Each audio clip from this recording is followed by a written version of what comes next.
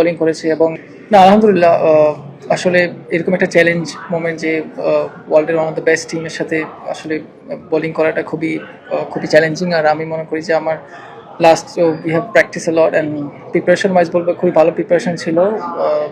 অনেক দিন পেয়েছিলাম প্র্যাকটিস করার এবং আমার মনে হয় বলাররা খুবই ভালো প্র্যাকটিস করেছে এবং ম্যাচে আপনি তা দেখতে পারতেছেন ওভারঅল তারা খুবই সাপোর্ট করেছে, স্পেশালি তাসকিন অ্যান্ড ইবাদত, তারা খুবই ভালো বোলিং করেছে।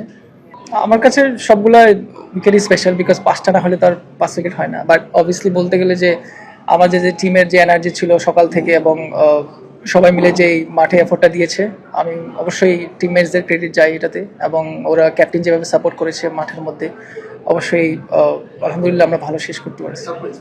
অবশ্যই স্মিথের উইকেটটা বলবো যে ও প্রেডিক্ট করতে পারতেছিল না। আমি আসলে আমার ইনস্টিংক্ট কাজ করতেছিল যে ও কিছু একটা করতে যাবে, তো আমি বাউন্সার মারছিলাম, পরে মিস করছি। উইকেট সকালে অনেক একটু মশাই ছিল, তারপরে সফট ছিল এবং সিম মুভমেন্ট হচ্ছিল।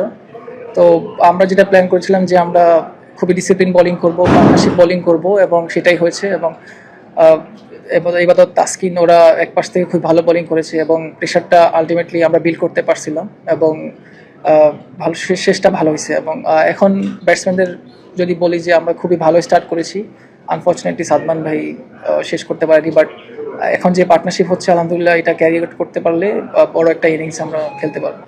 অবশ্যই ম্যাচের মধ্যে অনেক ট্রাভিস হেড বলছিল গুড বোলিং এবং নেথান লায়নও বলতেছিল যে তোমার কয়টা ফাইফার হয়েছে। তো ওরা জাস্ট ম্যাচে কিছু কোয়েশ্চেন করছিল আমাকে।